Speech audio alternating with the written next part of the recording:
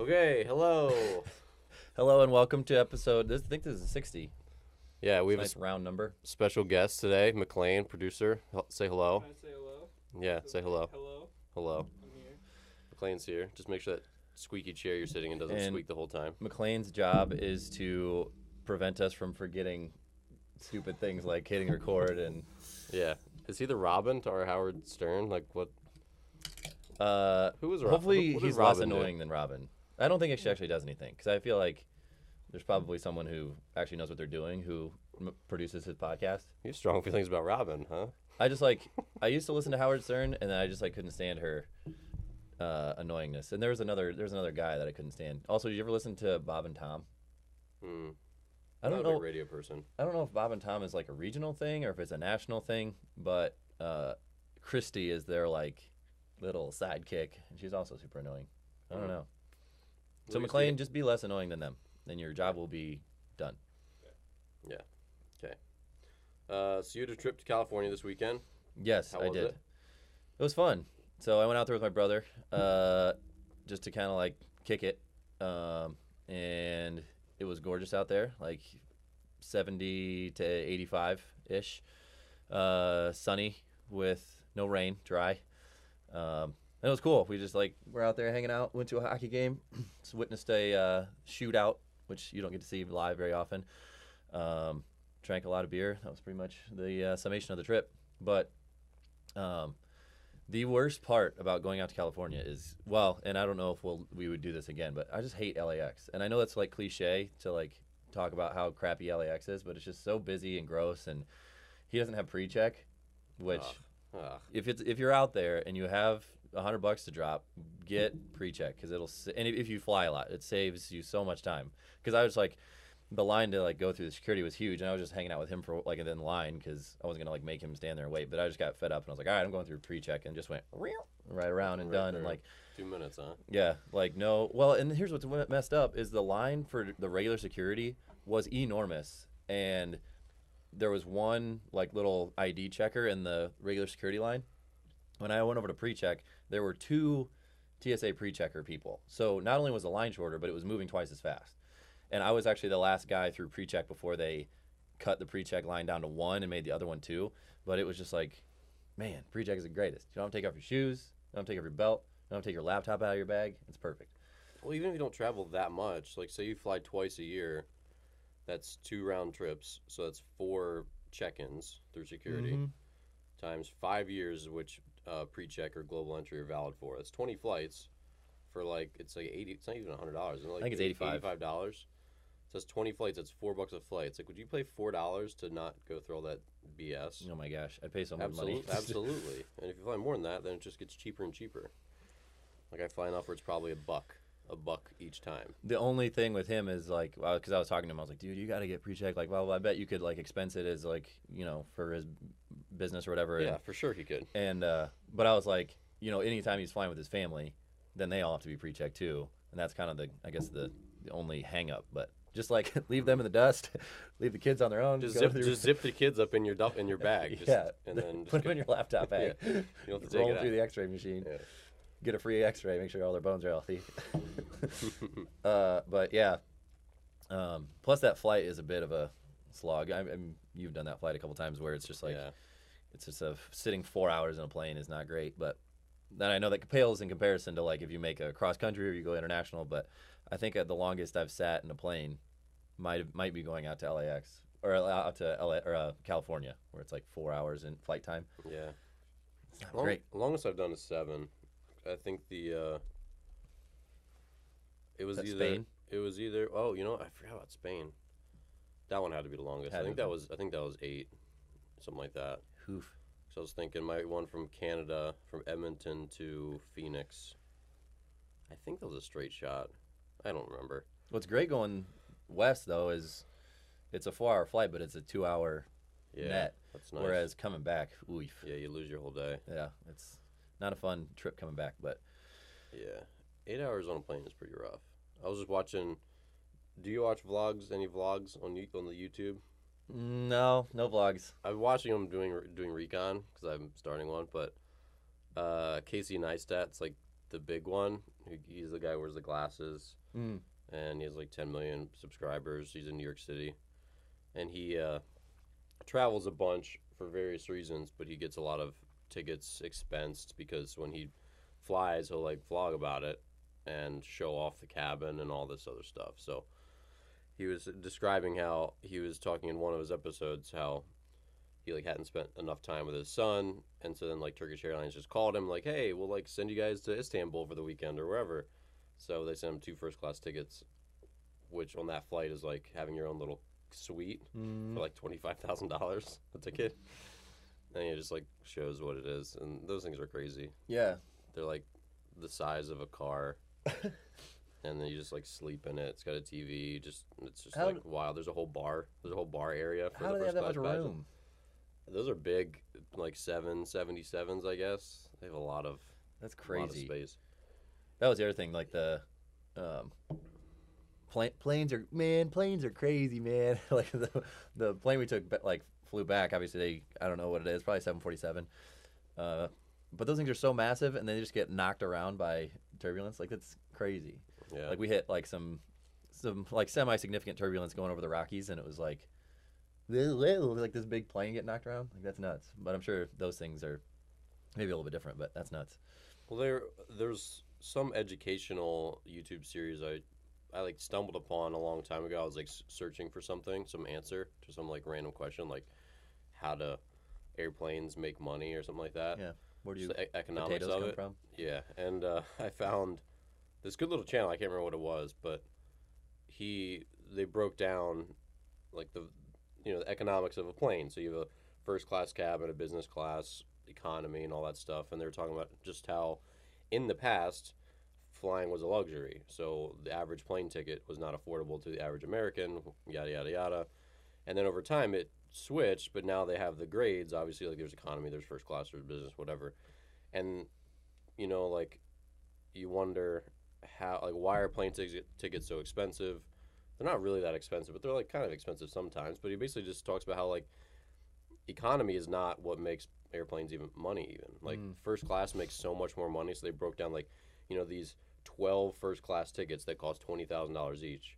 It gives the plane $250,000 of revenue, and then this amount of tickets for business class, $800 a piece times 100 is like $80,000 revenue, and then you break down all the economy, these $200 tickets, $300 tickets, and just those handful of first class passengers. The economy tickets like pay for the peanuts. Yeah, like they pay for everything. So it's really interesting, but yeah, I mean, there's still, just like anything, there's the luxury, because you think like, God, $20,000 for a flight, like how you could do so much cool stuff when you land. When you land with that $20,000 when you land, you have $1,000 a night hotel room for 10 nights, and then have $10,000 to just like throw into the air and have it fly down, or, like, sprinkle, wash make it yourself rain. with. Yeah.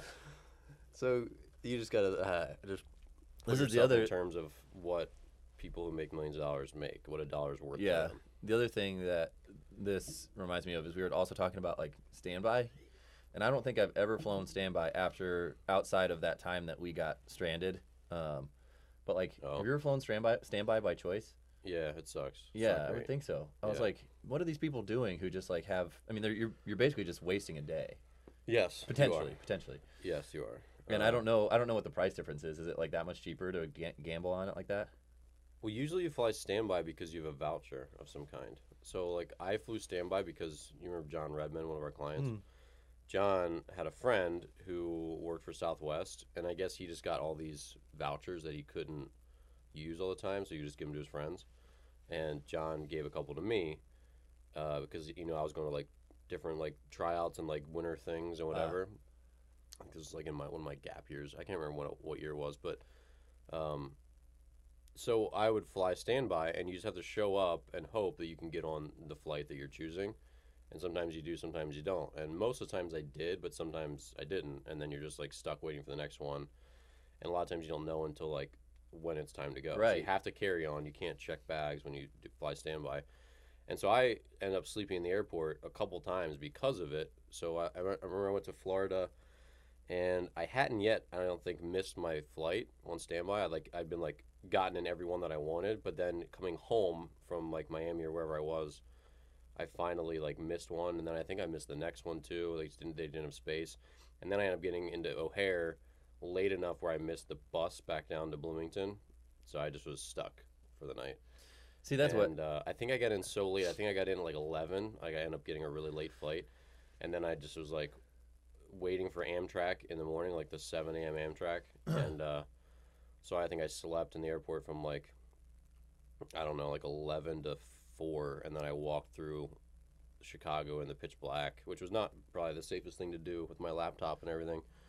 And then I got into the Amtrak station and slept from like 5 to time to go. So that was not a great night. No, it's not a because great like night. my buddy, I just had lunch with my buddy like not too long ago, and he's a pilot for Envoy, which is a regional like flight or carrier for American Airlines, and you know he was talking about like like anytime you want to like go somewhere blah blah, he's like I can get you a standby voucher, and I was like there'll never be a time where I want that, because if I have a day to like burn, so to speak, I'm not gonna burn it sitting in an airport. Like I'm gonna do something else that like, and I understand like, oh, free flight though to like wherever you want to go, but it's like I'd rather like just take advantage of however much free time that is, rather than burn half of it waiting for, because you like the way the flights go, it's like there's a 9 and an 11, and like you said, but you can just miss on all of them. Yeah, sometimes you do. Or but I mean the I guess the flip side is you can hit on the first one, and then it's like that's amazing. But Well, I think part of it's the destination too. So if you want to go to like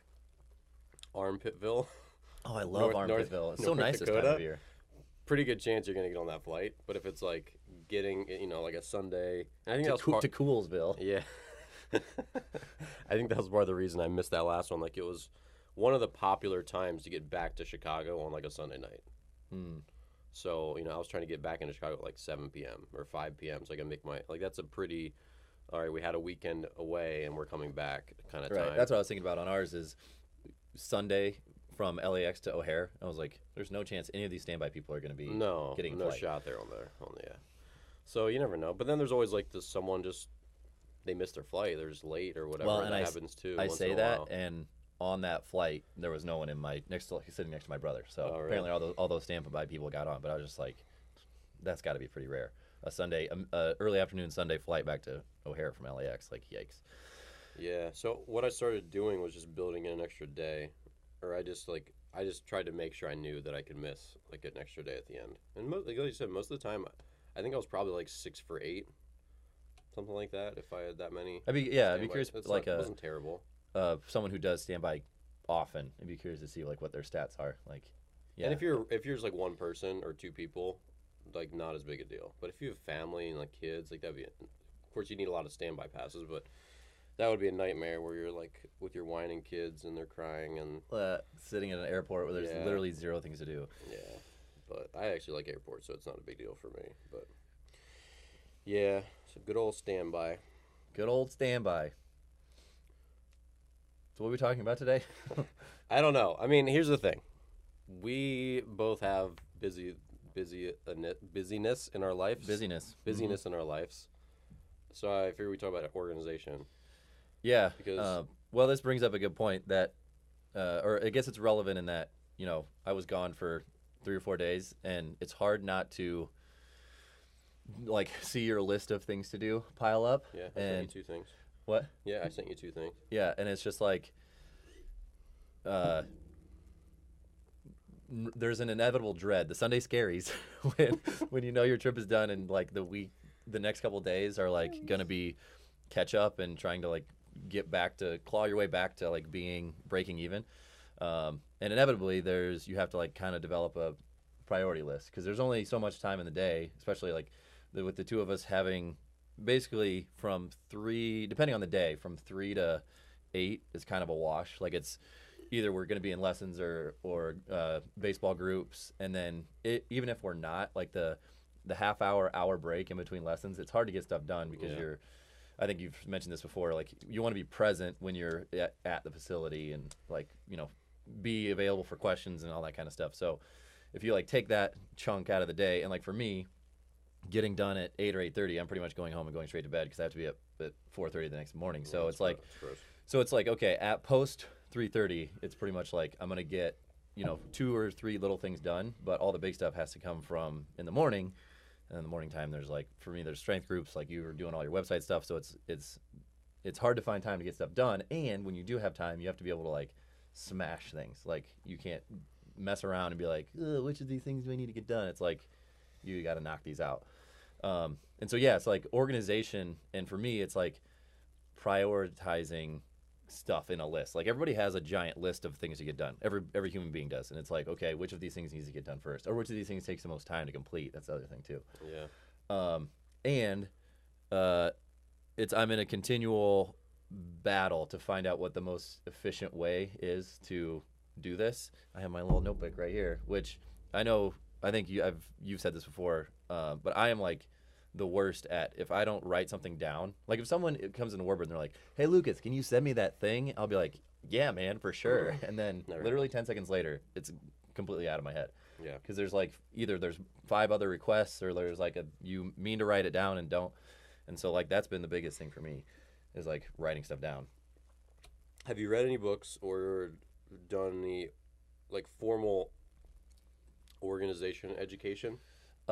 Yeah, it's been a while, but I'm trying to think what I did most recently was, there's this thing called a bullet journal, which is this idea, it's like this, I guess, I don't know, proprietary idea. Like, I think it's just like this like copyrighted or trademarked idea where it's like, yeah, that water is old and bubbly. Probably a good layer of dust on that.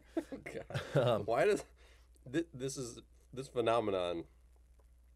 Let's talk for a minute about why water tastes so horrible after sitting out all night. It's the phenomenon of off-gassing, right? Yeah, I think so. So that's when the dissolved gases inside of it bubble out, which changes the taste of it. So it's really like more like pure water actually after a night. Is that correct? Yeah, I'm gonna look it up right now. But yeah, so after you leave a glass of water out for, what was that, 24 hours, I guess? Or no, not even. 12 hours? I don't know if I drank out of this yesterday. This could be 2 days worth of old water. But it still looks so good. Wait, no, it's not off-gassing. Apparently off-gassing, according to Koei Mega, what? We've all experienced that new, okay, blah, blah, blah, blah, blah. Off-gassing, just define it, you turd. Well, hold on, riff.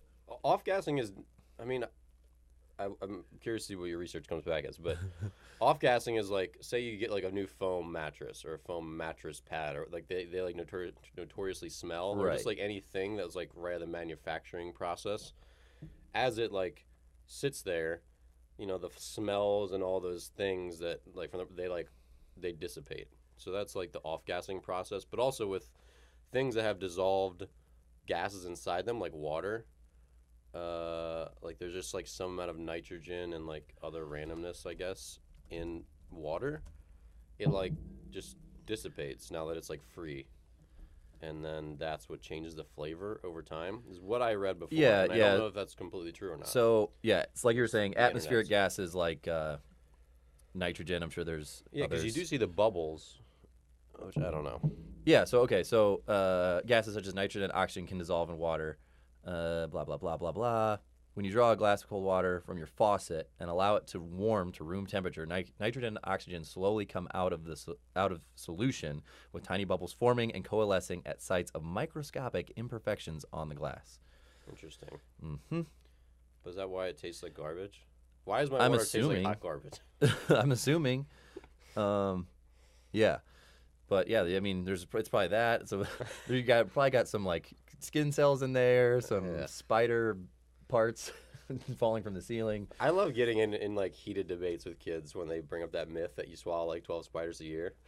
I love and for that. some reason, I love they're that debate. so like it's pervasive. Everyone believes that, and it's like a hard belief. Like they're like, no, it's certain. It's like, dude, that's definitely not. Number one, There's that's not how human beings evolved. That's not how human beings evolved. We would not be here if we were so like blasé about creatures crawling in our mouths while we slept. Right. Yeah. That's not all right. Well, and I'm curious, like, what they think happens. Like, you like, I'm there, like you. It crawls on in there and just goes like, what does it do? It goes the theory is it crawls into your throat and then like You just eat dies it? and then Yeah. you falls down your esophagus. Yeah, because a large percentage of them, if that was true, would certainly bite and like fight for their lives. Right, Like, yeah. and You'd we'd wake up all with be spider going bites in your to all throat. the time. Or like you cough up an egg sac in the morning.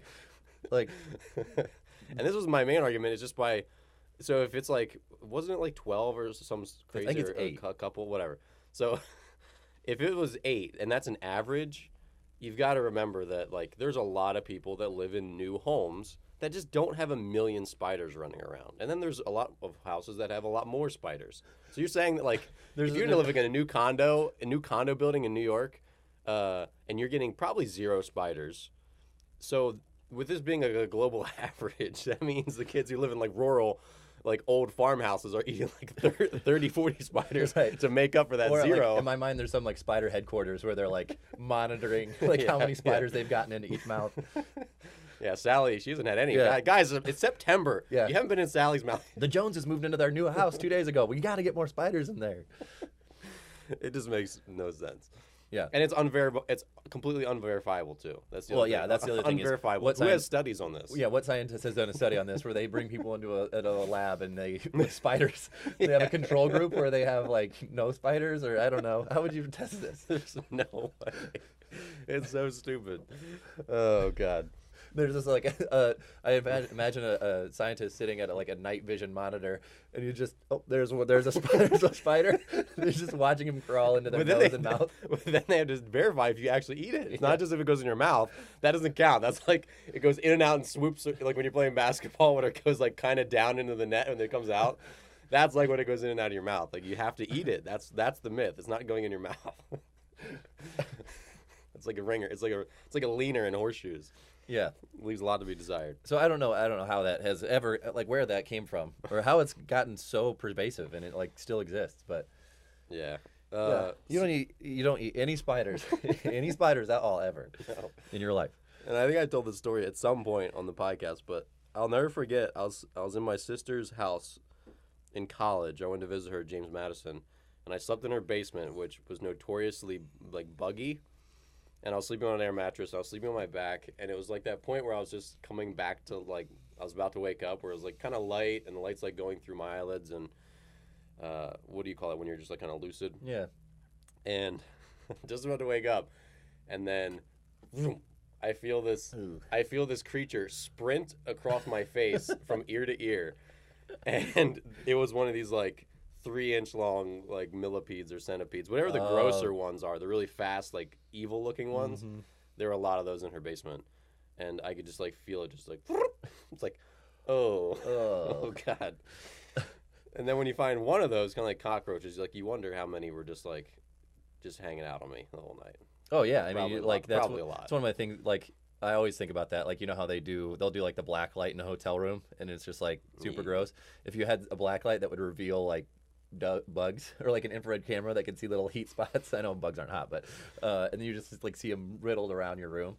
Because if you see, like you said, if you see one, there's like at least 10 that go unseen, or crawled over. How many crawled over your face over the course of a night when you weren't lucid? Yeah, it's crazy.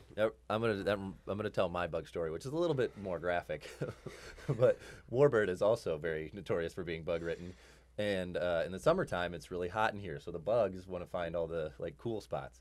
And so one morning, I got in here over the summer, and I went into the bathroom to start off my day with a going to the bathroom. A sit down, huh? A sit down, and I'm like kind of still like groggy because it was early, and I like pop the old toilet seat lid, sit down, go to do my business, and I just feel a flutter from underneath. What? And I like freaked out. Luckily, I hadn't started yet. I freaked out, stood up, and this big moth just comes flying out. And I was like, oh my God, it could have ended so much worse than it did. But I was like a snake bit after that. Like I couldn't like mentally get fortified to like sit back down and finish. I was like, I got to come back to this later because I'm shook. I'm shook right now. It was not fun. So now it's like, for a very long time after that, it was like, kick the toilet seat. Like, anybody in there? So, I just read a story about some guy from Australia died because he ate a slug, and then he got some like parasite from the slug. He ate a slug on purpose? And he died, yeah, just like, like being stupid with your friends, like when he was like 19. Man. And then he eventually went in a coma, and then came out and had brain damage, and then like died 8 years later From like, eating a just slug? recently, yeah. Which was not normal. It's not like I was That's like, crazy. man, do slugs just like paralyze you? And like, no, they have, but I guess there's like some like rat parasite that I guess if a rat then has it and then passes its leavings on the ground and a slug like eats one of the larvae that gets passed out, then the slug can have that parasite, and the kid ate that slug and then got that parasite, and most people recover from it. It's really rare that this happened to this person, but he didn't, and he did die from eating the slug long term. Like, That's kind of crazy. that's crazy, yeah. There's been lots of All crazy right, well then I things guess I in won't real eat life. all those slugs that I was gonna eat. But Which I was actually just thinking of. I was gonna ask that you. sounds horrifying. To It eat a is slug. horrifying. They're Also, just like big and disgusting and juicy. Like and that's super sad, and like, but to be that guy's family and be like, oh, like Carl died, like why? Or is he's in a coma? Why is he in a coma? Well, Yeah, that's- he ate a slug. Like that's rough. I've come up with a different story. Yeah. Yikes. But I was thinking earlier about asking you how much I'd have to pay you to eat like one of those beefy spiders, where like if you were to bite down, you can like when you squish them, you can like feel their little thorax burst. Yeah. Well, I don't know that because when you step on it with your foot. Yeah. That would be not good. Yeah, eating a slug, you chew That's that, or you just gross. do it like an oyster? I don't know. It's got to be oyster. They're so gross and sticky and like, ugh. Very mucusy, very snot covered. That's like one of those dares that like everyone's got to start throwing in like a lot. There's gonna be like a pile of money for that to happen. Even then, it's gonna be like especially a if lot it's of like trepidation. if it's you gotta give it one chew, you gotta put it between your molars. Like, yeah, that would not be good. Yeah, and the story of it just sounded like they were like, oh yeah, like, and then he just like did it. It just seemed like it was very like quick. Maybe just like one of those guys who just like doesn't care. Yeah, he'll just do that gross stuff and whatever. But yikes. Yeah, yikes. Especially if he didn't get anything out of the deal.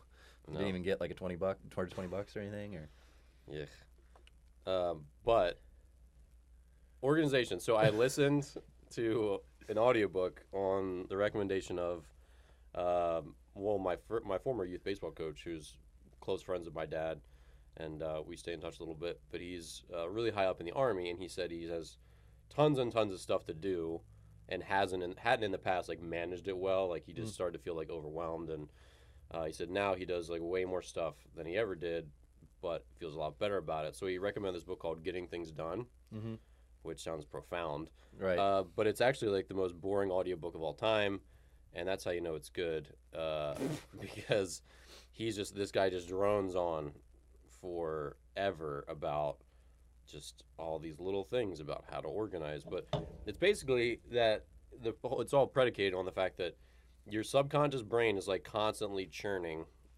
on things that you know need to be done, but you don't know how to do yet, or are just like festering because you're putting them off. And you'll feel better when you log it all well and then have a system to then just come back to it. So it's like once you can put it down somewhere where you know where it exists and you know exactly how to access it and you know exactly how to accomplish it when you come back to it, then you can like put it aside and and be confident in the fact that it'll get done when you get back to it. Yeah, like if you're gonna make tacos that night for your family and you know that you bought taco shells, you put them in the cupboard, like you don't walk around that day worrying about taco shells. Right. Like you don't think about it at all. You just go home and you grab them and you make them. So it's kind of that same thing, which makes a lot of sense, and I can definitely feel that pain when I have things that I know I need to be doing, and I know I'm putting them off because I don't necessarily haven't like outlined the steps of how to do them, or I'm like I know they're not on a list, and I'm just hoping I don't forget them. So I've definitely been better at writing that stuff down before bed when I know I just remembered something, and I don't want to forget it. Rather than relying on it, I'll like write it down, but. Well, and I would say like that for me, that's like literally the biggest thing, because like my nightmare is, let's say I come across an hour during the day where it's like, okay, I can sit down at a computer and like knock out some stuff, but I don't have anything written down. Then it's like you're like floundering to like, okay, what was that thing I had to do? But if you just have like a thing you put down where it's like, okay, bop, bop, bop, like that's so much more efficient. And the biggest thing for me is just like you said, finding a time to literally write stuff down, which is why like I have this little journal, and for me it's so much better. I don't know what it is about something physical, like writing it down on paper versus, because I've tried, and I know you have too, like a bunch of different digital kind of like task organizers and stuff like that. And for me, they just aren't as effective. Like I'm not as good at getting them down, like getting them in there. It's not as satisfying like checking them off. Whereas like the actual like act of physically crossing something off is very satisfying to me. But yeah, like that's huge. And like you said, I'm the exact same way, especially like going to bed at night when I haven't written something down. I'm like, well, I'm going to fall asleep right now, and then I'm going to forget this ever existed. But if it literally just exists on a piece of paper and I know where the paper is, then it's fine. Yeah. So I'm to the point where I need to start implementing it, which means so it's more than just talking about it. He like has a whole system. So basically you need to have an inbox. So whether it's like a physical paper box, which is less so the case nowadays, but it could still probably be that, and like basically anything that comes your way, whether it's an email with a task, you have to either like your in solution is all right. Anything that comes into me needs to be trashed. If I don't have to do anything with it or don't have to keep it, either needs to go to a reference bin where I want to keep this for later where I can easily access it. Can I do this in like 2 minutes or less is one sort of type where if you can, then you should probably just do it at that point right then. Do I need to delegate it? If so, then it goes in the delegation pile and you need to figure out immediately who it goes to and then like whatever. And then there's other, like, does it have to be done on a specific day? And if it does, that's how he says you should use your calendar. You shouldn't use your calendar just telling yourself what to do on a day, only things that happen or that need to happen by that specific day. So his calendar usage is different than I guess others were, people want to use the calendar to say, I'm going to do these 8 things on Monday. I'm going to do these 8 things on Tuesday. He says, see what you're saying. Only put things on Wednesday on the calendar if it needs to be done by that day. Like It has to be it's time sensitive specifically for Wednesday. So then whenever you go to your calendar, you see, okay, Tuesday I must do this. Wednesday I must meet with McLean. Thursday I must email this person and do this person and this person because they go out of town on Friday and I have to have that meeting with them or whatever. Which I think makes a lot of sense. And then but basically, he's just starting from scratch and getting everything in your life processed into your inbox and then putting in all the appropriate places. And so then and then making your workspace and your life, whether it's the digital task masters and all this other stuff, easily accessible so that your references are always where you need them. And anything that is there is always like where you need it. And then also outlining the steps. So he says anything that's a project is 2 or more steps. So if it's, like drink this coffee, that's an action that can go on the actions list. So the main thing is like the actions list. So once you've processed everything to reference or, do this now or on the calendar, then there's like your actions list. So which things need to happen first. And if it's an actions list, then it's just one thing you can do, like drink this coffee, pick up this baseball. And if it's 2 things, like throw this baseball at this coffee. Yeah. That's not really 2 things. But throw that baseball through a window and fix the window. Yes.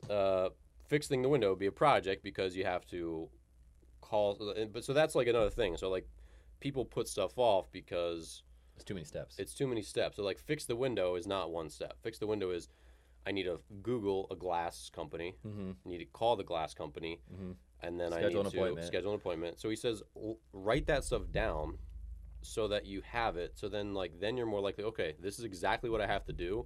Then you stop, again, subconsciously churning over it because it's vague and you know exactly what needs to be done when you're ready to do it. So there's the actions list and there's like the projects list. And then the projects obviously just get broken down into individual actions that you do. So I think it makes a lot of sense. I'm like done the audiobook, which is painfully boring. I probably need to actually like physically read the book to like see how it lays out, but I've kind of looked at articles online where they show like a flow of it because audiobooks sometimes leave things to be desired when they have conceptualization. Yeah.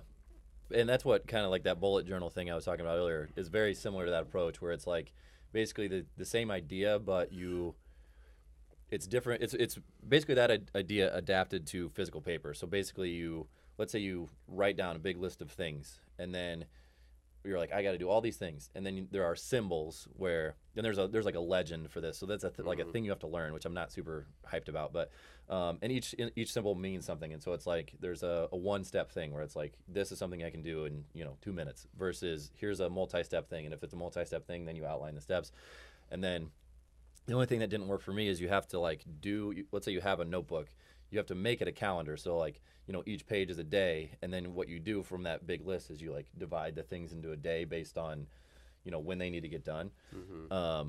And then that, when you were talking, also reminded me of, I want to hear your opinion on this, that I read an article by Dan John, and I think it was adapted from another guy. I just looked up. I think his name's Rob Wolf. It's called, the concept is Shark Habits. A lot of one-syllable names. Yeah. Yeah. Dan John, Rob Wolf. Shark yeah, is one syllable too. Shark Habits, which is like this idea that as he goes out throughout his day, I can't remember why it's like a shark habit. It's like you're going to get it done in one bite or something like that, where it's like, if someone sends me a text, I'm going to text them right back. If someone asks me for a thing, I'm going to give it to him right there. If someone so basically there's no batching. When he gets a thing, he's going to do it. And for me, that is what I try to do with texts, because texts are one of those things that, like you're talking about, if I have an email, I can mark it as unread, or I can send it to a thing that I know, hey, I got to come back to that in a second. But with text, there's that's hard to do. That's why texts are brutal. They're tough. Business. And so I was like, okay, this is a great idea, but I don't know what your experience with this is. But for me, that literally does not work, just based on my daily activity, where it's I'll get a text or someone will send me an email, and it's literally impossible to resolve that issue in the moment, where it's it has to be batched, where I'll take all these things that have to get done and put them in a chunk and say, okay, at 2:30, when I have 45 minutes to sit down and do stuff, that's when I'll knock all these out. Because if I spend my day do that and then do that, nothing will ever get done. I agree. Okay, that's what I figured, but I just read that, and I'm sure I'm bastardizing to a certain degree the true purpose of it, and I need to consult the source material rather than how Dan John kind of described it. But I was just that's an unrealistic way to get stuff done, in my opinion. Yeah, so because sharks sharks will grab it and then they'll jiggle it around. Yeah, you gotta wiggle it a little and bit. They gotta tear off the bite, and then but then they could just go on their way if you punch them in the face. Yeah.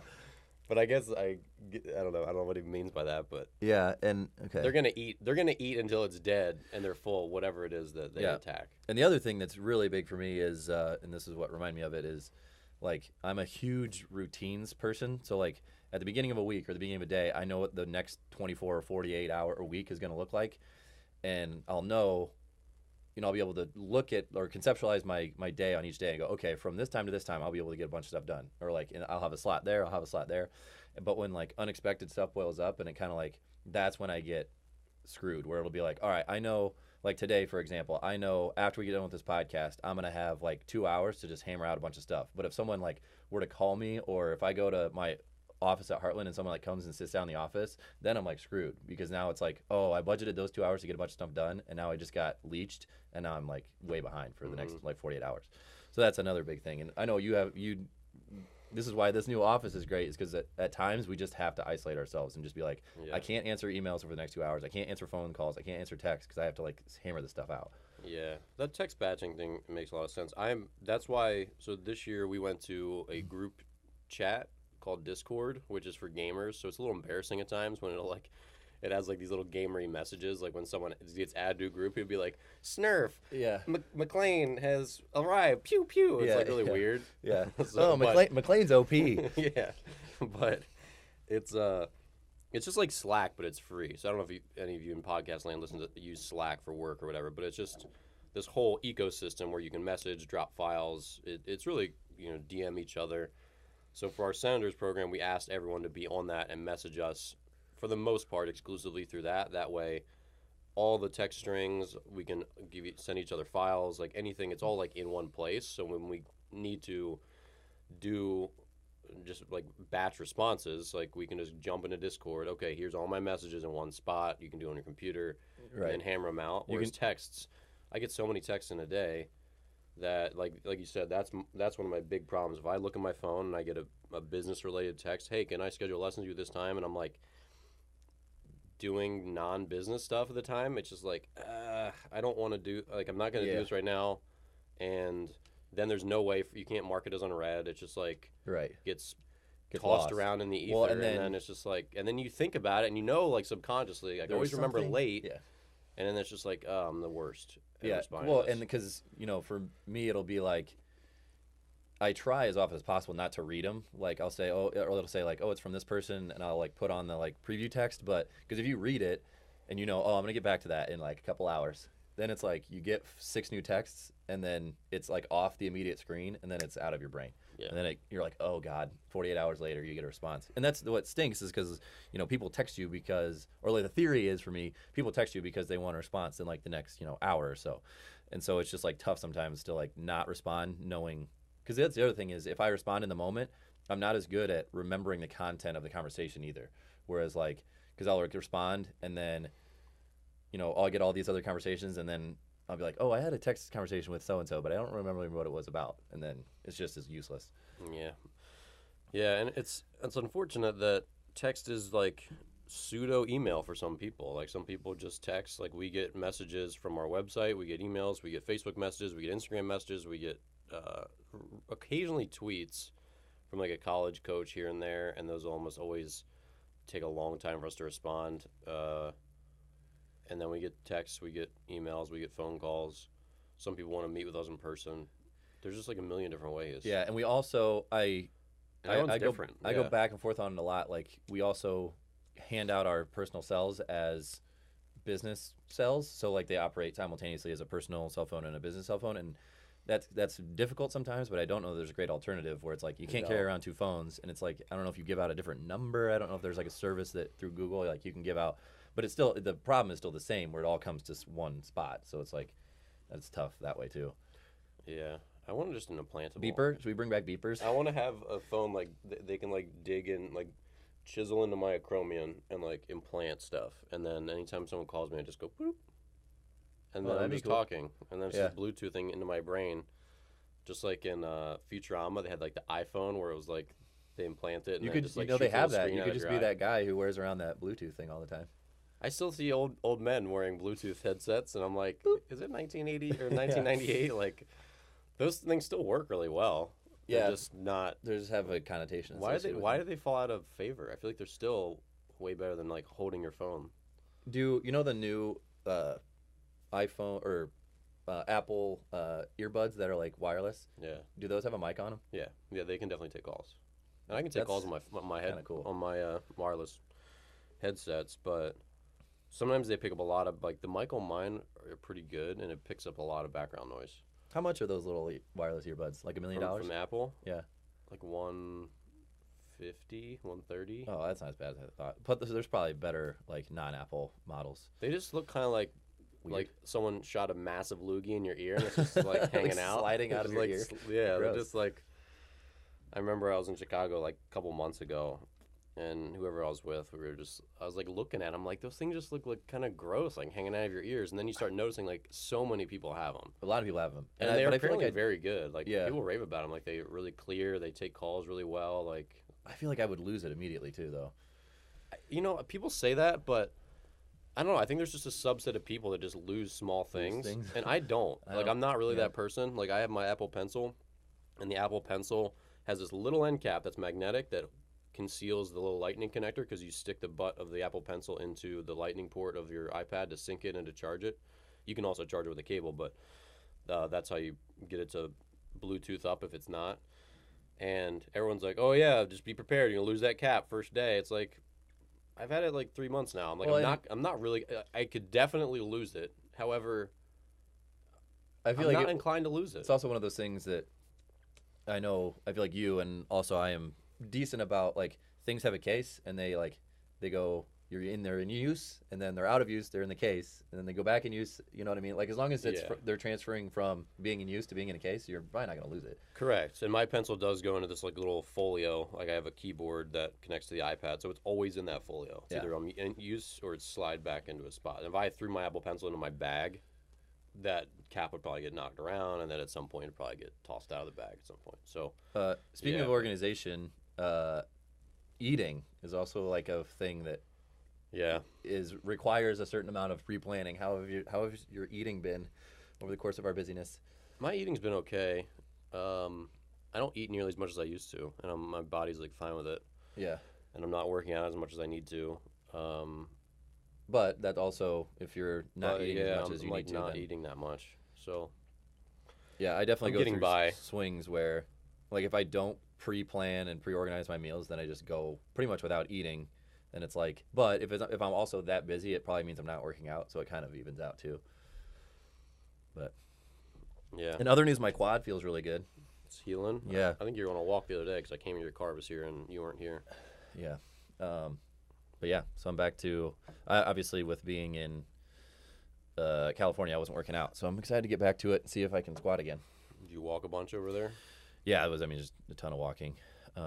Although also Ubered a lot. Did you guys Airbnb or hotel it? Hotel. We stayed at this hotel called the Aries Hotel, which was a pretty nice hotel, but we got on my computer and was trying to get some stuff done. I was like, man, this is super sluggish. So I ran a speed test, 2.5 megabytes down. And I was like, what? So I called the front desk and I was like, is this, can we remedy this? And the guy was like, oh yeah, let me talk to my manager. And then if he, he'll reset the access point. And if that doesn't fix it, we'll call our data guy. I was like, okay. And it never got fixed. It got up to like, the max was like 4. And I was like, what? That's like world? 1980s speed. Yeah, that's and so like then impossibly slow. Impossibly slow. Like literally impossibly you can't pay for it. Dial-up was like that's slow. crazy. Yeah. And so then we were at the airport on our way back, and I was like, I'm just curious. I'm gonna run a speed test on because like airport Wi-Fi is notoriously kind of slow. So I ran a speed test on the LAX Wi-Fi, and it was like 25. Yeah, that's slow. Yeah, which is still 4 slow. is like unbelievable. Yeah, so it was amazing. So I would, so that hotel was good, but I would not go there again for literally that reason, which is crazy.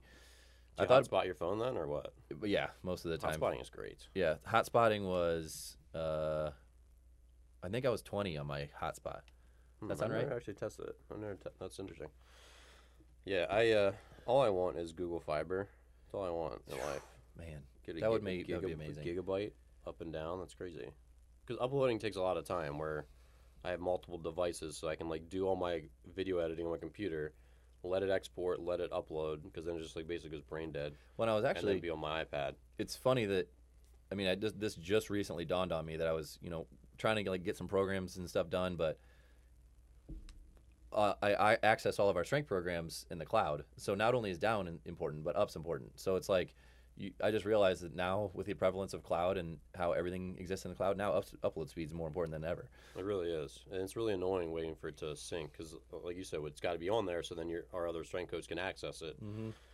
And for me... So not only does it has to be like, your upload speed has to be good locally to wherever, whether you're, if you're here at Warbird and I'm in Champaign and Connor's and wherever, what was it? Armpitsville? If he's in Armpitsville, everybody's speed has to be good. Yep.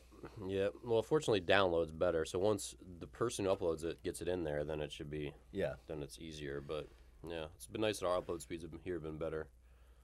Because it's just terrible. It's painful sometimes trying to get stuff out of. Because I have to upload stuff to get it onto the cloud, so then I can delete it from my computer once it's run its course. So then I can free up my space again. Because this whole flash storage thing has really set everyone back in humanity. Yeah. Because I thought it was a good thing where, everything's going to cloud storage, which it kind of is, but at the same time, you still need a certain amount of local storage, and files are bigger than ever. And my computer continually gets overrun, or it's you're running out of space while I'm filming something or recording something. And then it's just I've had to, we lost a podcast once from that, I think, or almost did. And then I had to stop one the other day, and then I had to delete stuff and then finish it, which is annoying. And then I'm guessing Apple hard drives aren't upgradable. Well, everything, no, they're not. Everything is flash storage now, which is great. It's really fast. Computer wakes up quick, but to get an Apple MacBook they start at 128 gigabytes, which is nothing. Nothing. And then I have 256, which is still kind of nothing. Mm-hmm. Because I usually have 100 to 50 to 100 free, and then. But if you want to go 512, it ends up being a $400 jump for every next increment in storage, which is just obnoxious. Right. It's almost like we worked backwards. Where now, I think we're starting. We have less storage now than ever. Yeah. Because we went to the higher. But it's not flash storage is expensive. That's the thing. I'll take an old terabyte of the typical hard drive, if it was cheap. Right. I never had a problem with the old ones before. They're slower, but now we're in the dark ages. But I bought a 128 gigabyte. SD card for $40. It's like $38. That's nuts. 128 gigabytes for $38, and that's retail from Amazon. Like they made money on that, so it was like $6 to make that probably. Yeah. And they're charging $400 for like that amount of upgrade on That's a computer. insane. When you can't upgrade it yourself anymore. So that's irritating, but I guess this is life. This is life. I was looking at all these new computers, and it's just interesting where it's going. I want a touchscreen. I continually touch my computer. My computer's like, hey, dude, like, relax. Because I'm constantly touching my iPad, and then I, like, start pushing on my computer. You're like a monkey. And why no clothes? Why are you doing this? It just doesn't work. But I'm sure the touchscreen Mac is, like, 5 years away. Yeah. Because they want to upgrade all the stupid stuff that's not important but annoying, like the USB-C ports. Like, we're going to make all of our laptops USB-C. So everything you do is irritating. You have to get adapters for everything and spend another $100 on adapters. But we're definitely not going to make a touchscreen like all these other laptops that are really convenient with touchscreens. Right. So we'll do the annoying stuff now, but we'll make you have to wait for probably they'll be the last to adopt, I'm sure, a touchscreen laptop. And it'll be way more expensive when it comes out. I miss you, Steve Jobs. Stupid Apple. Stupid Apple. Got me trapped. Well, this was Twinsies. McLean, did you have fun sitting there doing nothing? Yeah, I enjoyed it. You produced great. Yeah, you produced great. No, I'll be the guy who Googles stuff. Oh, yeah. We could throw to That's McLean. a good idea. That's a good idea. Good job. All right. This is all coming together. Yeah. Good. All right. We'll see you next week.